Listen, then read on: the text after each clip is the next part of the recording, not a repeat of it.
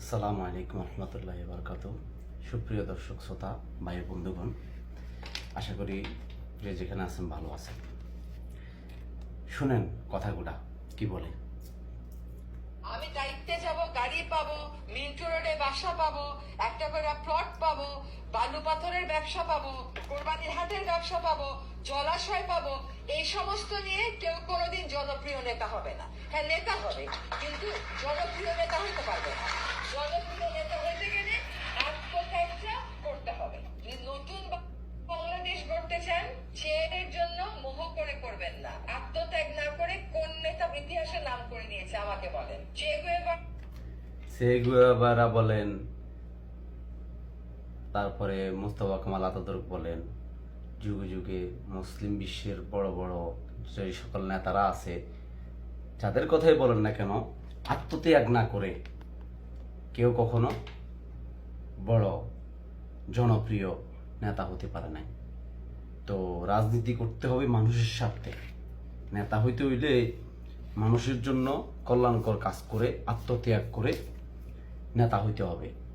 তো আমরা আসেন, আমরা রাজনীতি করি দেশের জন্য, দেশের কল্যাণে, মানুষের জন্য, মানুষের কল্যাণে। কথা বুঝছেন? আমাদের প্রফেসর ডক্টর মোহাম্মদ ইউনূস বাংলাদেশকে যা দিতে পারবে পৃথিবীর কেউ তা দিতে পারবে না। বাংলাদেশে এমন কোনো সন্তানের জন্ম হয় নাই যে ডক্টর মোহাম্মদ ইউনূস থেকে বেশি কিছু বাংলাদেশকে দিতে পারবে। শ্রীলঙ্কাও আমাদেরকে সহযোগিতা করতেছে টাকা পাচারের জন্য। তারপরে একটা জিনিস মনে রাখবেন, ইচ্ছা না থাকলে সব কিছু থাকা সত্ত্বেও অভাব থেকে যায়। লন্ডনে আওয়ামী লীগের 177 নেতার ভিসা খেয়ে দিয়েছে ডক্টর মোহাম্মদ ইউনূস।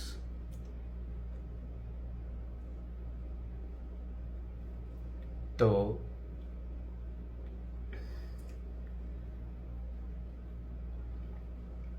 এখন একটা জিনিস মনে রাখতে হবে যে ডক্টর মোহাম্মদ ইউনূস যেন তেন খেলোয়াড় না, আন্তর্জাতিক মানের খেলোয়াড়।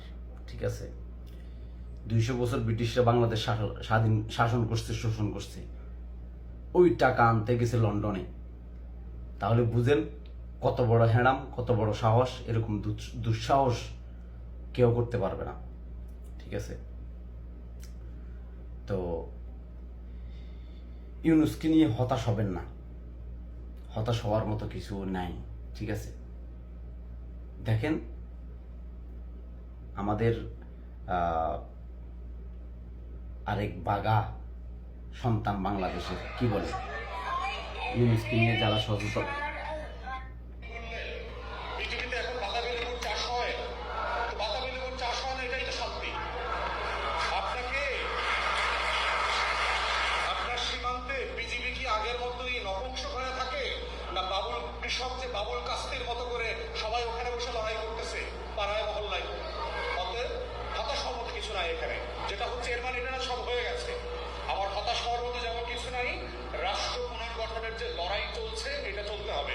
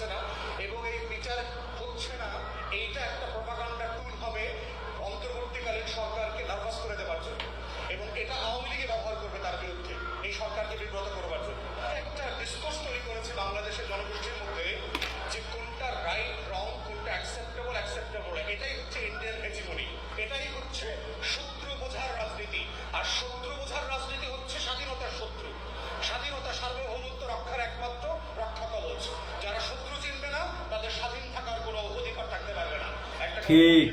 সেটা হচ্ছে চীনে, যেটা আমি অনেক জায়গাতে বলি, চীনে একটা উপত্যকা ছিল যেটা পাহাড় ঘেরা ছিল। পাহাড়টার কারণে যেটা হতো, ওই উপত্যকায় কোনো সূর্যের আলো আসতো না, চারপাশ অন্ধকার থাকার কারণে এবং কোনো ফসল জন্মাতো না, পানি ছিল না। তো ওই গোত্রে যারা বাস করতেন তাদের সক্ষম পুরুষরা, ইয়াং ছেলেরা সবাই মাইগ্রেট করে শহরে চলে যেত। এবং যেতে যেতে গোত্র আসলে খালি হয়ে যাচ্ছে। একদিন গোত্রপতি সবাইকে ডাকলেন, ডেকে জিজ্ঞেস করলেন যে কি করা যায়। তো অনেকেই পরামর্শ দিয়েছেন যে আমরা সবাই মিলে মাইগ্রেট করি না কেন অন্য কোনো জায়গায়। আপনারা জানেন যারা বেদুইন গোত্র আছে তাদের কিন্তু মাইগ্রেটরি হিস্ট্রি আছে। তারা উইন্টারে এক এলাকায় থাকে, তার ক্যাটল ফার্ম নিয়ে এক জায়গায় চলে যায়, আবার যখন সামার আসে পানির জন্য, খাবারের জন্য তাকে আবার আর এক এলাকায় চলে যেতে পারে। তো অনেকটাই বলছে যে আমরা মাইগ্রেট করি না কেন। যিনি গোত্রপতি ছিলেন বললেন যে না, আমরা মাইগ্রেট না করে পাথরের পাহাড়টা খনন করা শুরু করি না কেন। এখন গোত্রের যারা মানুষ ছিল তারা সবাই আশ্চর্য হয়েছে যে এই চারপাশে এত বিশাল পাথরের পাহাড়, এইটা খনন কিভাবে করা সম্ভব। তো তখন গোত্রপতি বললেন, যদি তোমরা কেউ রাজি নাও হও, আমি এই পাথর কাটা আমি নিজে শুরু করবো এবং আমি আমার ছেলে মেয়েদেরকে বলে যাবো সবাই যেন প্রজন্মর পরে প্রজন্মান্তরে যেন এই পাথর কাটা কন্টিনিউ করে। এবং ঠিকই তাই করলেন। এই পাথর কাটতে কাটতে জেনারেশন আফটার জেনারেশন একদিন ঠিকই সেই পাথরের পাহাড়টা কাটা হয়ে গেছে। পাথরের পাহাড়টা কাটা হয়ে যখন সমতলে সেই উপত্যকায় সূর্যের আলো আসা শুরু করেছে, সেখানে সবুজ এসছে, সেই এলাকাটা সুজলা সফলা শস্য শ্যামলা হয়েছে, সেখানে পাখির ডাক আসছে, সেখানে সূর্য ওঠা শুরু হয়েছে, পানির ফ্লো তৈরি হয়েছে। পানির ফ্লোর সাথে হচ্ছে শস্যের সাথে আমাদের জীবন। সেখান থেকে আর কোনো নতুন যুবককে শহরে চলে যেতে হয় নাই। রাষ্ট্র তৈরি করা, জাতি হওয়া, এটা হচ্ছে পাহাড় কেটে কেটে উপত্যকা বানানোর একটা লড়াই। অতএব তরুণদেরকে, যুবকদেরকে প্রজন্ম থেকে প্রজন্ম, জেনারেশন আফটার জেনারেশন এই রাষ্ট্র তৈরি করবার লড়াই, সংগ্রাম, রক্ত দেয়া, কোরবানি করা, নিজেদের জীবন স্যাক্রিফাইস করে হলেও উত্তর প্রজন্মকে ভালো থাকবার যে আবেগ, যে আয়েশ, এটাই হচ্ছে ঐতিহাসিকভাবে একটা রাষ্ট্রকে রাষ্ট্র করেছে, জাতিকে জাতি করেছে। অতএব এই লড়াই আমাদের পূর্বপুরুষরা করে গেছে, আপনারা তোমরা তরুণরা করেছো 24-এ। আমাদের উত্তরপুরুষের জন্য বাংলাদেশকে বাংলাদেশ বানানোর, এই জাতিকে জাতি বানানোর যে পাহাড় খননের কাজ চলছে, উপত্যকাকে সবুজ বানানোর কাজ চলছে, সূর্যের আলো নেমে সেখানে ফুল ফোটাবার যে লড়াই চলছে, এই লড়াইটা চালিয়ে যেতেই হবে। যেতেই হবে। একমাত্র শব্দ আগামী দিনের বাংলাদেশকে বিচারহীনতার সংস্কৃতি থেকে ফিরায় এনে আগামী দিনে সে বাংলাদেশকে ক্ষুধা, দারিদ্র্য এবং বেকার মুক্ত স্বপ্নের সোনার বাংলা গঠনের জন্য সবাইকে ঐক্যবদ্ধ হয়ে সেই যুদ্ধ, সংগ্রাম, বিপ্লব চালিয়ে যেতে হবে। আরেক বুদ্ধিজীবীর কথা শুনেন। এই সরকার যে কয়দিনের জন্য এসে থাকুক, সেটা জনগণের সরকার, সব জনগণ মিললে তাকে বসাইছে। তো যখন আপনি সরকার জনগণের হবেন, তখন প্রজাতন্ত্রের যারা কর্মচারী, হ্যাঁ, তাদের খাওয়া থাকে না, তখন তারা সত্যি মানে খবরদারি কমে যায়, তখন সত্যি সত্যি তারা কর্মচারী হয়। আর এই সরকার যে কয়দিনের জন্য এসে থাকুক, সেটা জনগণের সরকার, জনগণের জন্য, যারা জনগণের সরকার এখন তারা জনগণের সত্যি জনগণের সেবা করতে আসছে, ঠিক আছে।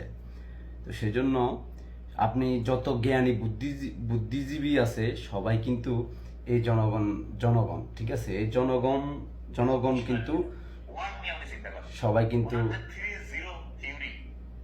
শুনেন, নাবিল স্যারের কথা শুনেন। ডক্টর ইউনূস কি জিনিস দেখেন,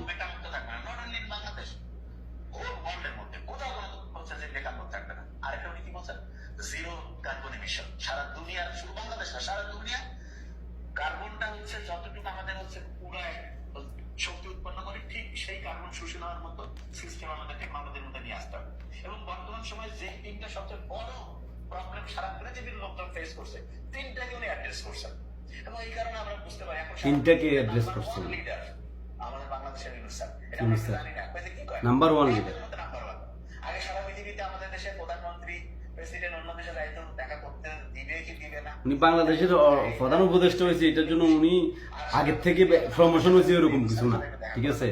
ওনার আগের অবস্থানের কাছে প্রধানমন্ত্রী বড় কিছু, প্রধান উপদেষ্টা বড় কোনো কিছু না, ঠিক আছে। ইউনূস স্যারের স্পিচ বলেন, ওনার সততা বলেন, ওনার বুদ্ধিমত্তা বলেন, ক্রিয়েটিভিটি বলেন, সবগুলো জায়গায় হচ্ছে number one. Number one. Personal power. Personal power মানে কি? সে কোনো পোস্টে নাই, কিছু নাই, কিন্তু তার নিজস্ব ব্যক্তিত্বটা তো পাওয়ারফুল। এইটার জন্য সারা পৃথিবী তার দিকে আসতেছে। আমরা অনেক সময় মনে করি যে বাংলাদেশের যে হচ্ছে প্রধান উপদেষ্টা যে পোস্টটা, এটা ইউনুস স্যার পেয়েছেন, এটাতে ইউনুস স্যারের লাভ হয়েছে, মোটেই না। মোটেই না। ওই প্রধান উপদেষ্টা যে চেয়ার, সেটা কপাল ভালো যে ইউনুস স্যার সেখানে বসছে। সত্যি কথা বলছি। ও মানে ইউনুস স্যারের লেভেলটা বোঝার মতো আইকো জায়গা লাগবে তো। ছোট্ট পাথরের টুকরা, ওইটা যদি বাঙালি বুঝলি না, চিনলি না, ভালো ব্যক্তিতে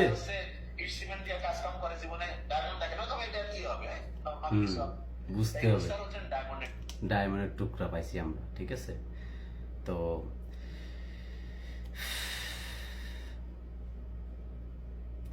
একটা জিনিস মনে রাখতে হবে, দেশের উন্নয়ন কেউ দমে রাখতে পারবে না। আর ওই যে পিনাকি ভট্টাচার্য কি বলেন, এরাই হচ্ছে মনে করেন অনেক দক্ষ টেকনিক্যাল এক্সপার্ট নিয়ে আসছে। রিভার্স ব্রেন ড্রেনের মাধ্যমে আরো লোক আনার কাজ চলতেছে। দেশ পুনর্গঠনের সুযোগ দিতে হবে। আপনারা জানেন কত স্কলার ফিরে আসছে সরকারের সাথে কাজ করার জন্য। সোয়াসের মুস্তাক ভাই আসছে, ইকোনমিস্ট আনিস ভাই আসছে, বিদায় আশিক আসছে, খলিল ভাই আসছে, আরো কত নাম কুমো প্রত্যেকে কাজ করতেছে এই ধ্বংস হয়ে যাওয়া দেশটাকে আবার ঠিকঠাক করতে। বুঝছেন? গণহত্যার বিচার শেষ করতে হবে। বুঝছেন? 31 দফায় যেহেতু এগুলো রাখেন নাই, তাই আপনাদের উপর আমাদের কোনো ভরসা নেই। বুঝছেন? জেনারেটিভ এআই এর যুগ। আমাদের তথ্য প্রযুক্তি খাতে অনেক দক্ষ লোক দরকার। বিএনপিও তাদের 31 দফায় চলে গেছে, এসব কিছু রাখে নাই। বাংলাদেশের তরুণ ইমরান স্ট্যাটসের মতো কোম্পানির সিইও, ওইরকম অনেক লোক আমরা দেশে আনার কাজ শুরু করবো। তাদের মাধ্যমে গড়ে তুলবো আমাদের পোস্ট জুলাই রিকভারি ফোর্স, যারা দেশের পুনর্গঠনে কাজ করবে। বুঝছেন? বুঝছেন? এই জন্য দেশটাকে বাঁচান, আর সিন্ডিকেট দুর্নীতি এগুলা থেকে দেশটাকে বাঁচান। কথা বুঝছেন? বর্তমানে সেরা বুদ্ধিজীবীরা দেখি রাখেন।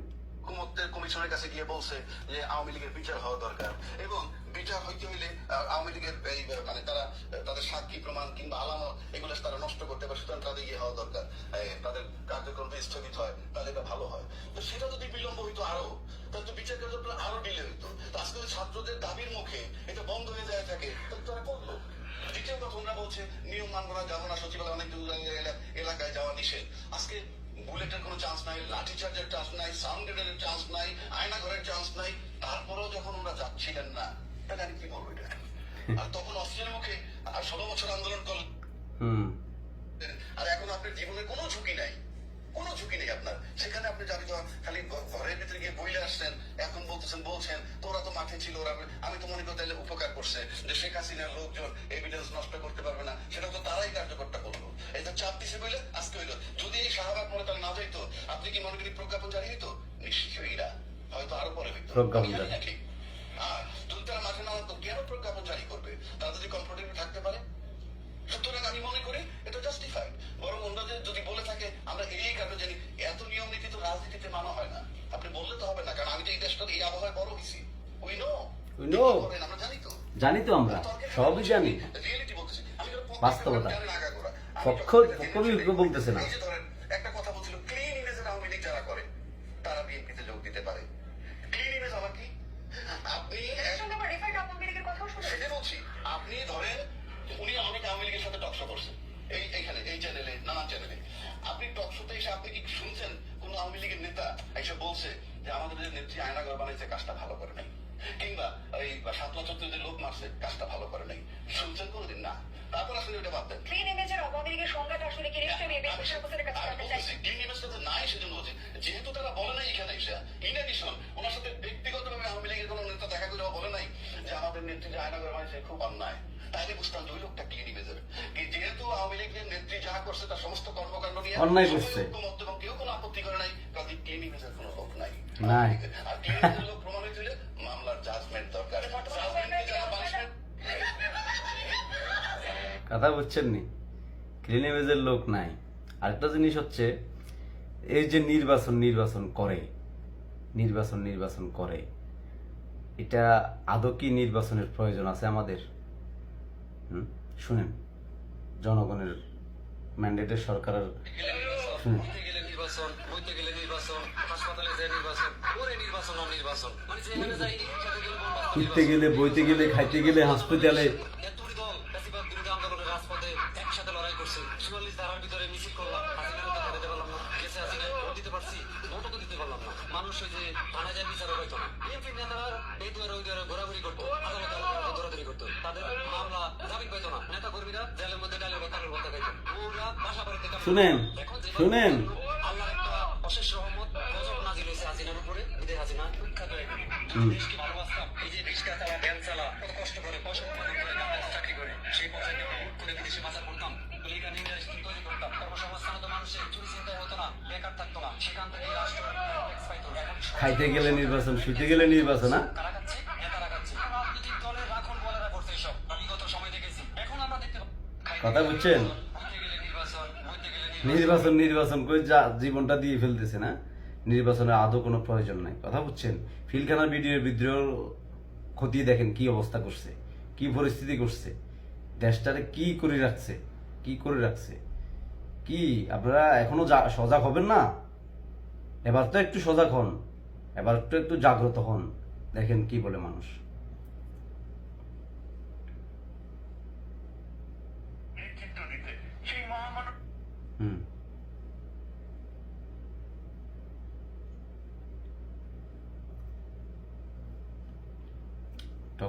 ওই যে কি প্রধান উপদেষ্টাকে লন্ডনের যে ডক্টরে কি অফার দিলেন, আমাদেরকে লন্ডন কতভাবে সহযোগিতা করবে সব দিলেন দেখেন।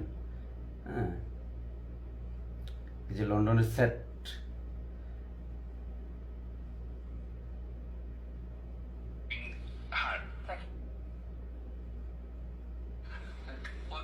Chatham House.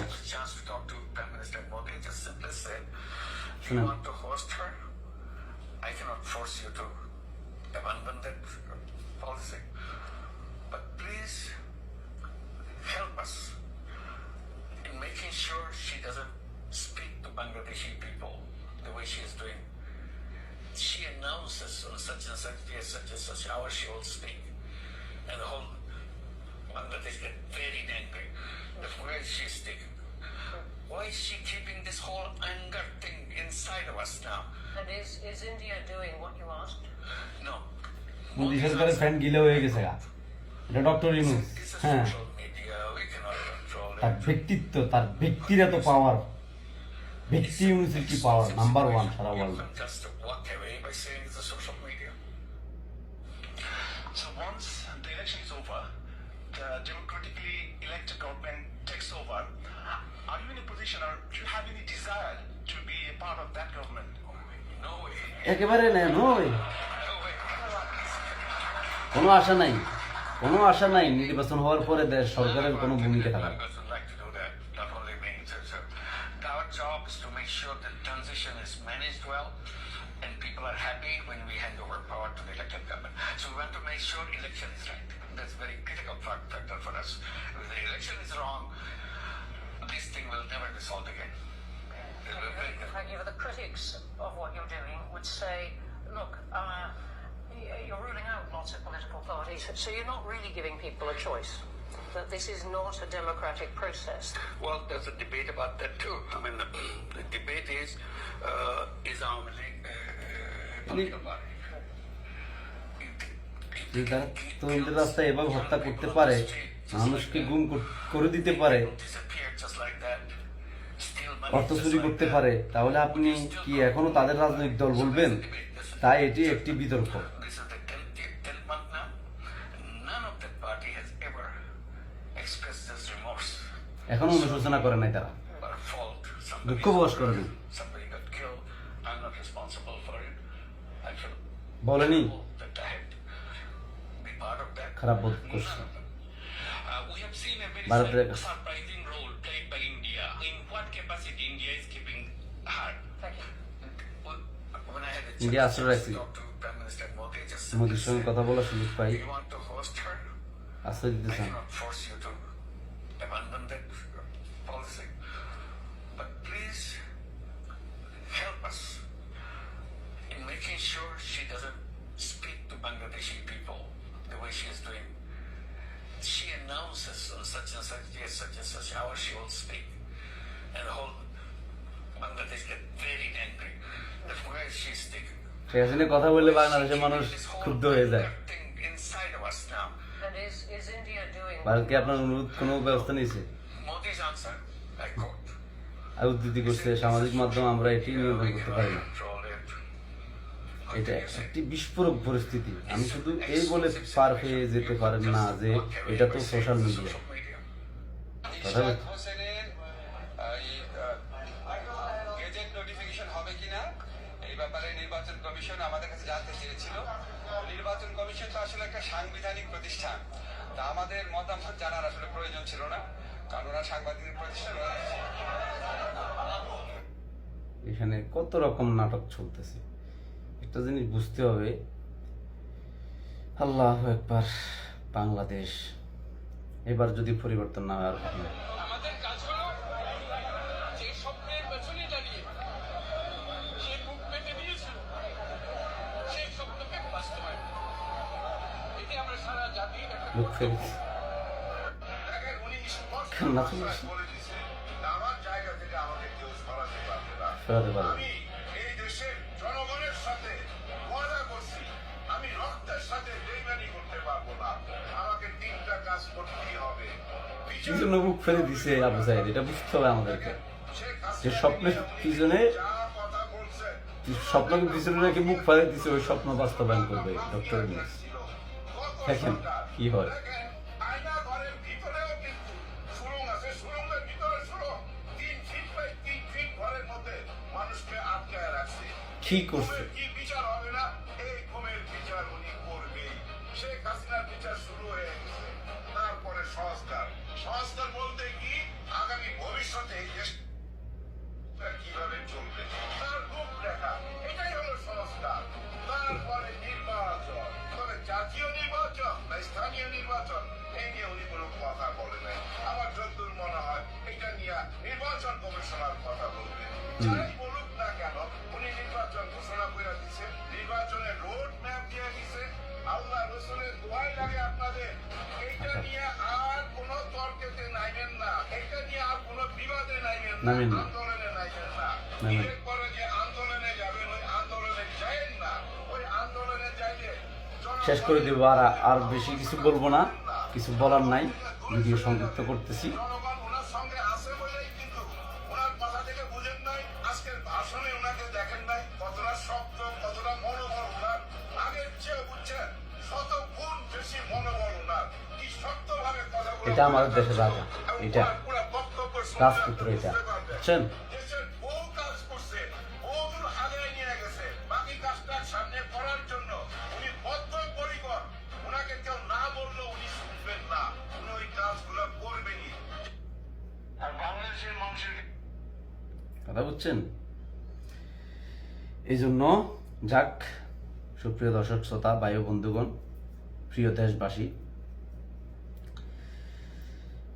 দয়া করে প্রফেসর ডক্টর মোহাম্মদ ইউনূস স্যারকে সকলে সহযোগিতা করুন।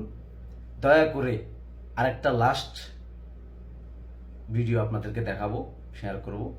এই যে বোর্ডটা বিক্রি করে দিয়ে না বিরিয়ানির কাছে, বুঝতেছেন? ভোট নির্বাচন, দয়া করে নিজের ভোটটা বিক্রি করিয়েন না। পুরো প্রজন্মের ভবিষ্যৎ চোর, দুর্নীতিবাজ, লুটরাজ, সাদাবাজদের হাতে তুলে দিয়ে না।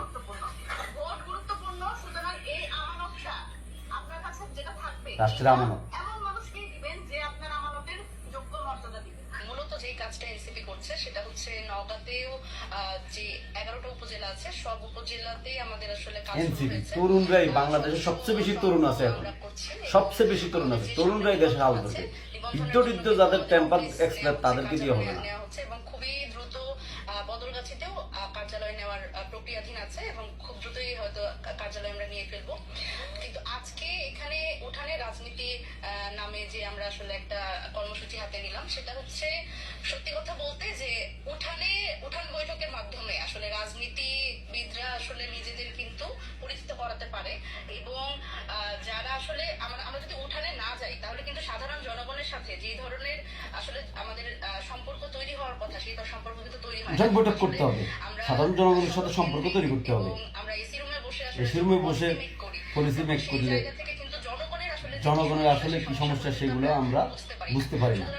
সুতরাং আমাদের এই উঠানে আসতে হবে, উঠান বৈঠক করতে হবে, রান্নাঘরে যেতে হবে, তাদের কাছ থেকে শুনতে হবে তাদের রাজনীতিটা কি, তাদের সমস্যাটা কি রাজনৈতিক সচেতনতা আমাদের গড়ে তুলতে গড়ে তুলতে হবে। মানুষের ভিতরে রাজনৈতিক সচেতনতা গড়ে তুলতে হবে।